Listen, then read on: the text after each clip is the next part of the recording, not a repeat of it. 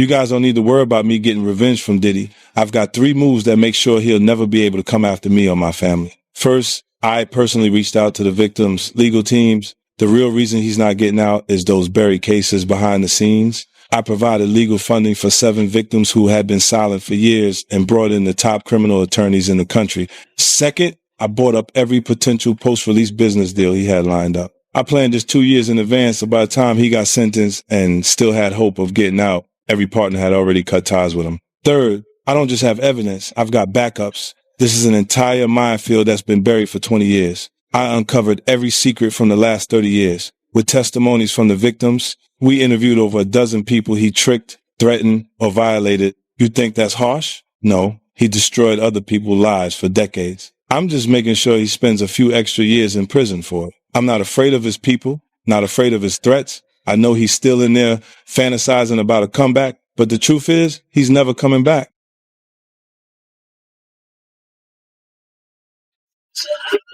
I'll put you in one of the movies. I need a crackhead for the new scary.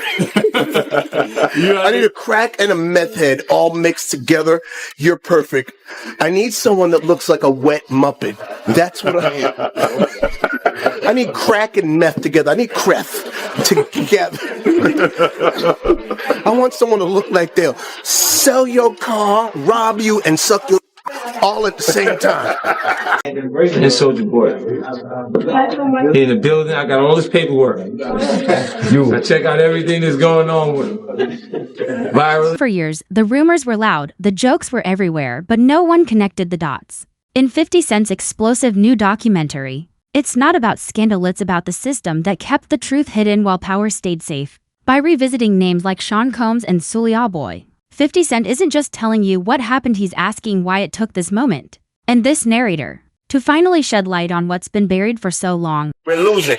Netflix releasing never-before-seen video of Sean Diddy Combs filmed just days before his arrest on charges of trafficking and racketeering in 2024. The footage is part of a 4-part docuseries, Sean Combs: The Reckoning, premiering Tuesday. How did you get that footage of Diddy?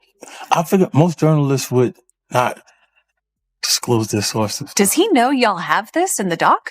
I would doubt he knows. So when this airs, that'll be the first time that his legal team, Diddy, that everybody knows that this footage is now seeing the light of day. Perhaps. Combs' team firing back in a statement to NBC News, saying the Netflix so-called documentary is a shameful hit piece and that they relied on stolen footage that was never authorized for release. His team sending a cease and desist. You know what I'm saying? You can sit here and tell me that you're going to pay me for my time sitting right down here with y'all. You understand? So then, one thing led to another. And I was like, all right, well, then, F you. I spoke to 50. And then she said, 50? And this is exact words that came out her mouth. 50 does not determine what goes in and go out of this documentary.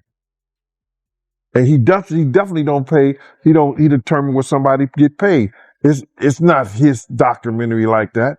I was like, oh, so if it's not his documentary and I spoke to him like that, I don't need to be doing nothing with you because I'm doing this on the strength of him. But you gonna pay me if I do it. So it went back and forth, for a little bit. And then they had Kirk Burrows giving me calls and everything like that. What are you calling me for? You know what I'm saying? I'm not, get out of here. I know what kind of dude you is anyway. Me and you cool and everything, Kirk, but don't call me about no business with this stuff like that.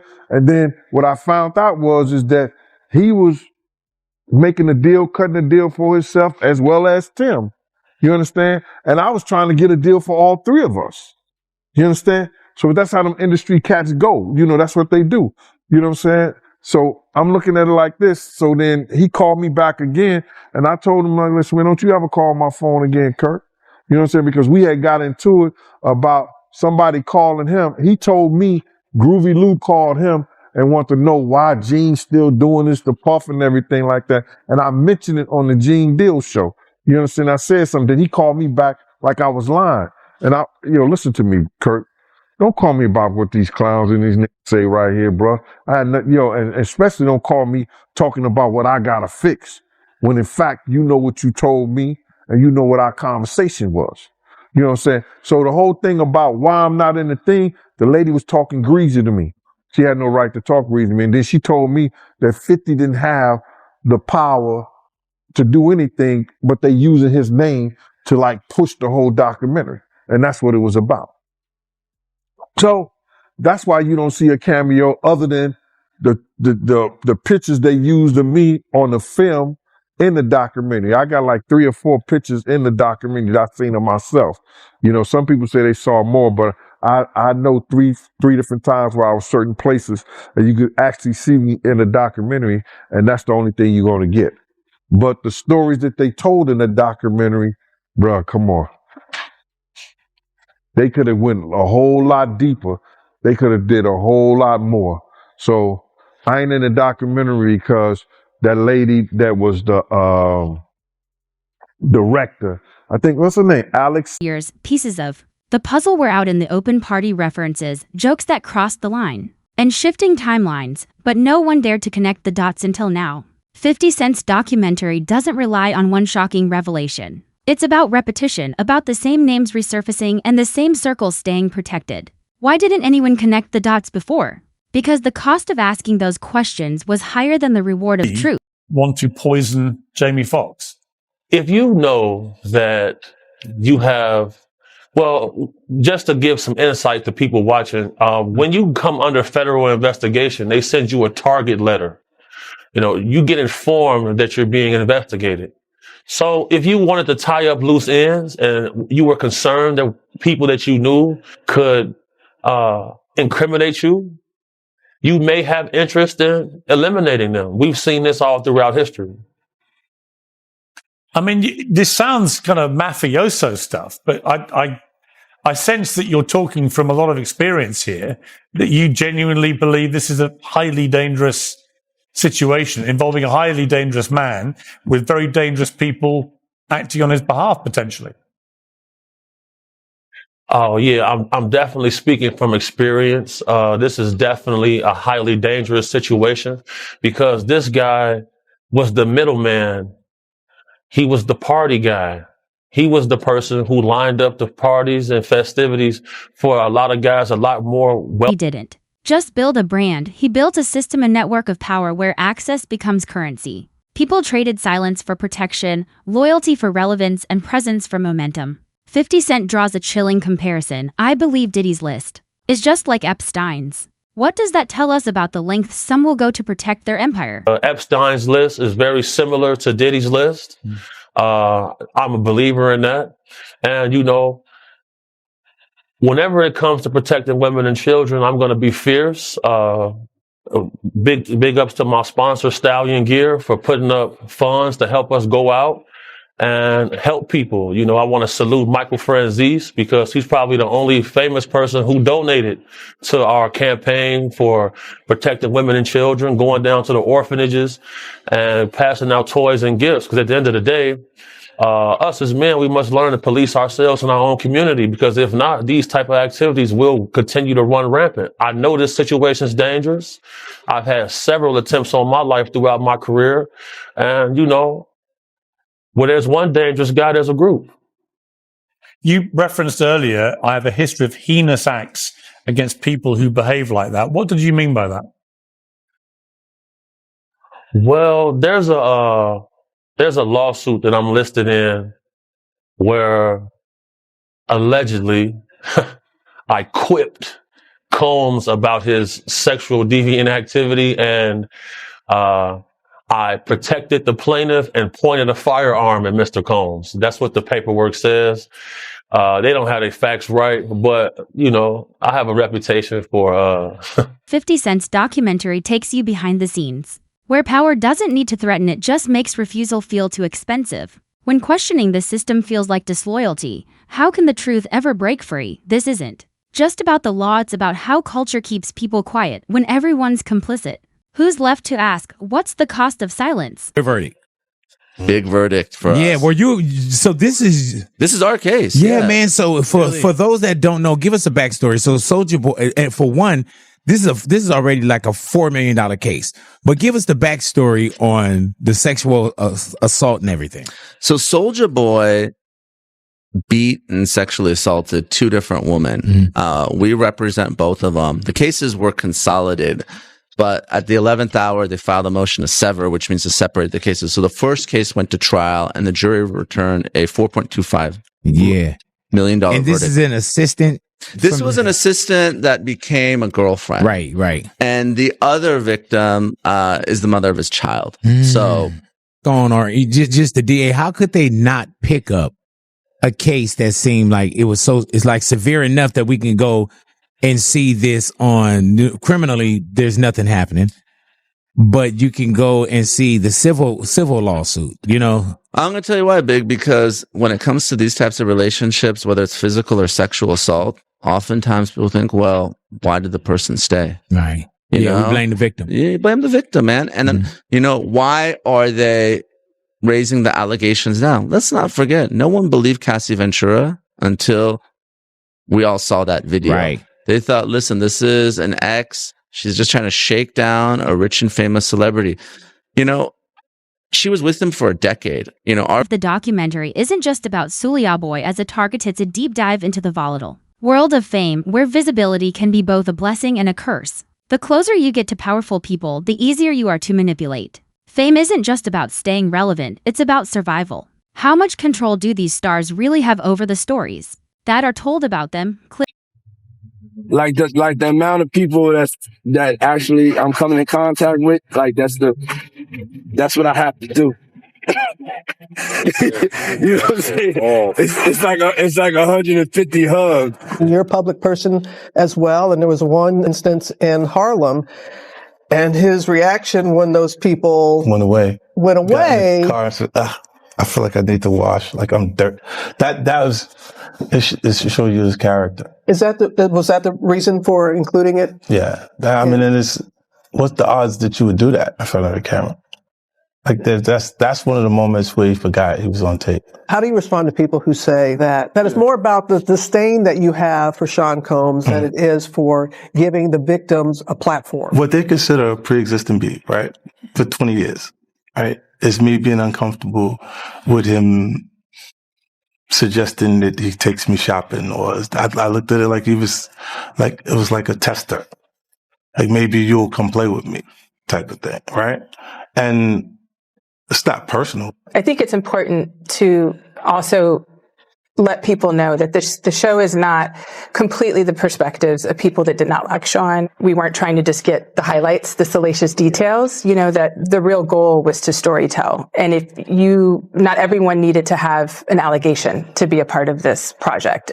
The 4-part series also features 2 jurors from Combs' trial who are speaking for the first time about how they reached their mixed verdict, finding Combs guilty of 2 prostitution offenses, but clear of racketeering and sex trafficking charges, both sharing their thoughts on the relationship between Combs and singer Cassie. Juror 75 describing them as 2 people in love, and Juror 160 saying in part, domestic violence wasn't one of the charges. Cassie, is she a victim in all this? I believe Cassie's a victim in all this because she came in she's like 18, like 19 years old. In the very beginning, after a while, the overtime conditioned for it. The goal of what the film is trying to do is to let the audience kind of come in to ask questions like, were their decisions colored by certain things, and who got the benefit of the doubt, in that courtroom? Do you think that hip hop culture was on trial as much as Sean Combs was? Look, Mockery often grows where vulnerability can't be discussed, when sensitive topics turn into jokes. The real story is lost in the noise. 50 Cent isn't positioned as a moral authority, but as someone who understands the power of attention. What happens when the culture refuses to reward careful speech, and what becomes of those who try to speak the truth? This Puff was in those kind of violent relationships with his females. This been going on ever since 2-3 years. This ain't just something that just happened. This ain't the first fight. It ain't the last fight. Yeah, I know this star. I seen a lot. I seen him walking with scratches and bruises on his face. And you be like, who scratched you up, dog? Who's scratching you? What, you had a fight with a cat? What's going on? So he put his hands on females. put his hands on producers, executives. That's just his. I guess that's what the whole name Bad Boy comes from. That people don't really understand. What is it? What is a bad boy? Why did he choose that name? Like he never really gave a clear definition of how he feels about that name. Not yet. Could be bad business, bad friendships, bad blood, all of that kind of bad stuff. You know what I'm saying? Bad boy. Yeah, man, terrible, man. Just hearing that. I mean, and it's coming from you too. You somebody that, you was close to Diddy and you was on Bad Boy. So yeah, man, it's heartbreaking, man. How you feel about the two victims that came forward accusing Diddy and Aaron Hall of raping her? When you hear stuff like that, you're not surprised, huh? Not at all. Not at all. I seen I had to take a second to really reflect.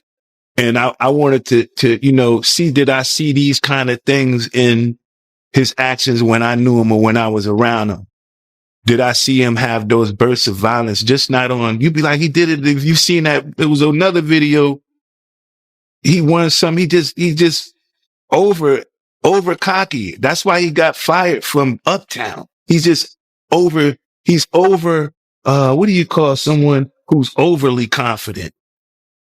To the point to where it's called arrogance, right? He's arrogant. Nothing wrong with being arrogant, but when you're arrogant and you do it in spiteful ways, so when I seen that and I reflect and I'm like, man, I do remember seeing him be being physically violent towards females. I seen him be physically violent towards producers, other record execs, even artists. Always those kind of stories, man. But those stories are seen from the inside out, not from the outside in. 50 cents. Documentary rumors aren't just dismissed, they're treated as paths through powerful circles, where status is reinforced, not questioned. The film shows how long these stories can circulate without anyone stepping in. But here's the kicker: if rumors can shape reputations without proof, who's really benefiting from keeping things just ambiguous enough to deny? The counter, I say, yo, I'm finna see what this motherfucker this mofo is putting in his bag. Cause I know he gonna have to take everything and put it on the counter so the dude could count it. Right? My man, when he came there, he gave the dude a wad of hundreds like this. So he gave him a wad of hundred and just put it up there. The dude ain't even, you know what I'm saying? He ain't even want to know what was in the bag. I was like, yo, wow. So then we was catching a G4 jet. We had to go to the airstrip because we was catching a G4 jet and we was going to North Carolina to do this show. So, somehow he had Ja Rule to go with us, you know what I'm saying? And him and Ja was talking. And this whole time him and Ja is talking, he talking about Ja going at Jigga. You know what I'm saying? This is crazy. But he was talking about Ja getting at Jay-Z. And he was talking bad and talking crazy about Jay-Z and how Ja was talking about if it wasn't for him, that Jay wouldn't be the artist he was. He got him started. He wrote certain things and stuff like that to put him out there. Cause, back in the day, nobody was even effing with Jay like that. So, but Puff was he was adamant about Ja going at Jay. You understand? So, we get to the, hotel. We're in the presidential suite and all this stuff like that. So, Ja and him is, chilling and everything with Jay, eating and everything, shit like that. So then they all went to the room. It was like him, Ja, Sarah, and her girlfriend. They went to the room. I don't know what they were doing in there. I didn't give a shit. But Puff told me, Gene, do not let nobody come in this room. Don't let nobody come in this room. So, hour or so went by, whatever like that. Time went by. The doorbell rang. And it was this dude at the door saying that he was Ja's cousin. And I was like, he said, I'm here for Ja Rule. I said, who you? He said, I'm his cousin and everything like that. I said, but, he busy right now. I'm telling the dude that he's busy. You know, the dude is talking about, yo, but I want to talk to him. I say, yo, bro, they don't want to be bothered. You know, I'm trying to, you know, tell this kid, yo, they don't want to be bothered, bro. You know what I'm saying? He said, yo, but that's my cousin. You know what I'm saying? I say, well, listen here, bro. The documentary shifts from the noise of the internet to hard evidence, public posts, interviews, and patterns that can be traced through time. It's not about sensationalism, it's about showing how the narrative evolved. The question isn't if the truth is out there, it's about who controls the timeline. When the public demands receipts over reactions, what happens to a system that survives on ambiguity? Waiting to hear what you have to say since this trial commenced. So let me just start by asking you that very question. It's been running now for several weeks. What is your view of how this case is going? I think it's kind of becoming a circus, and with all the allegations, and now with everybody explaining like what's happening in the bedroom, I mean, every day it just sounds crazier and crazier and freakier and weirder, right?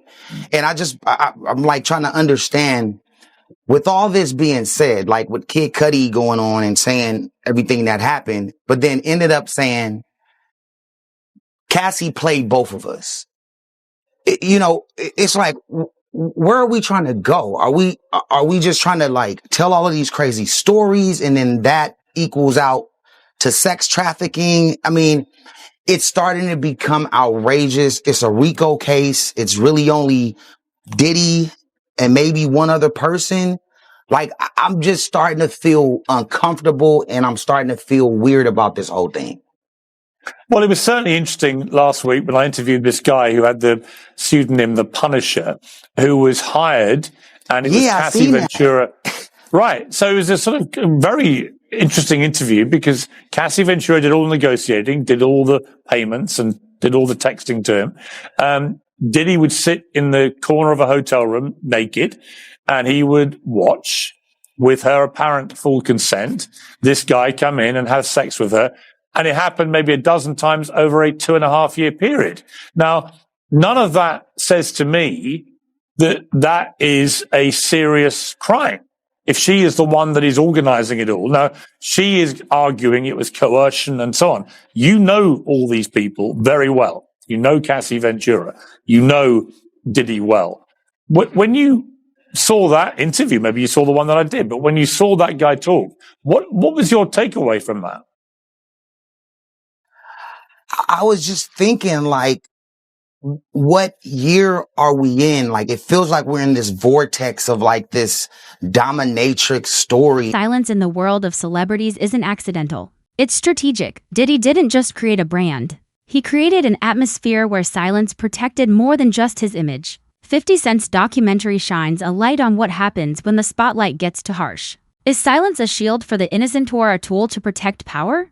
Yeah, I mean, they're not giving him a bond. Yeah, bro. He gonna sit there for a while. Yeah, I don't believe he giving him a bond either. I mean, another black billionaire, bro. Yeah. It's gonna be hard on them, you know. It's gonna be hard on them. All they doing is building this law to take more of us down. That's how I feel about it. But you don't think, look. I think they building this law against Diddy to take everybody else down. Everybody else do the same thing Diddy was doing. We fly bitches in. We fuck them. When they leave, we give them money.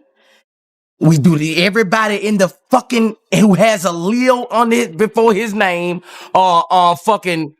Documentary takes a measured approach, demanding attention to the system that lets rumors thrive without ever being properly addressed. The legal lines are careful, but the social implications are undeniable when power is concentrated. Who's responsible for ensuring accountability? Who benefited from letting things stay ambiguous? A publishing number. If you had a publishing number, I don't give a fuck who you is. If you an artist, you done committed all that shit. They just billing that on him so they can turn it around on us. Huh. You flew a bitch out for what? Over state lines for what? Sex.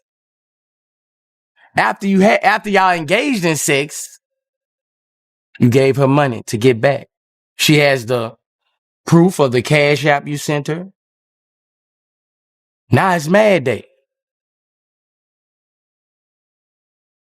Sexual traffic. Just from you find your bitch in and she get mad. All the feds, if they won't do to you, all they gotta do is go to that bitch and make her turn, man. All they gotta do is go to her. When y'all ain't, when you done dogged her and say, look, woo. Lines between social and legal responsibility get blurred when power is concentrated in the hands of a few. 50 Cent's documentary forces us to ask, who's truly accountable when the system repeatedly fails? To safeguard the truth? When will the public be allowed to demand clarity, and who stands to lose the most when that day comes? Like Heavy D, Mary J., things of that sort. So we were very active in that, and that kept us very busy in that time to do that. And what happened along the way, we had a lot of success, got fired from Uptown. I was there helping him to build back up again, loyal, no betrayal, no stealing, family, his son's godfather. We were renegotiating Bad Boy. We had gotten over CCNY. It looked like the coast was clear. We were renegotiating with Arista. We were about to get a step up in the money. I had 25% of the company. I didn't know why he needed to get that back from me and then give it back to me again. I didn't understand that. That's like a trick. Like, okay, here, I gave it to you. Now give it back. And don't worry, I'm going to give it right back to you. I didn't want to give it up. So he came into my office one day unexpected, him and Kenny Marsalis. They had it planned out. Kenny had the briefcase with all the stock certificates in it. And Diddy had the bat. Not like I'm going to beat the shit out of you with the bat, but he had the bat like, man, we got to do this. This has to happen. I didn't feel I was going to get beat down in that office, in all honesty. I got people that can jump out of the shadows in a minute. I wasn't threatened by him. What I was messed up over was the fact that I started this company with you from day zero, and now the one solid thing that you told me I had, you want to take that back and do a return to me on that at this critical time that we're renegotiating and getting a step up on the contract. When he told me it was about all of that renegotiating and that I should trust, I did, begrudgingly, angry, upset. It wasn't right. I did it. He got the stock back. I went on, tried to get over that, kept doing my job, doing what I had to do, delivering everything. And once again, I was caught up in the job. I forgot all about it. And next thing you know, we had the snafu. I was fired. And he just said, oh, okay, bye.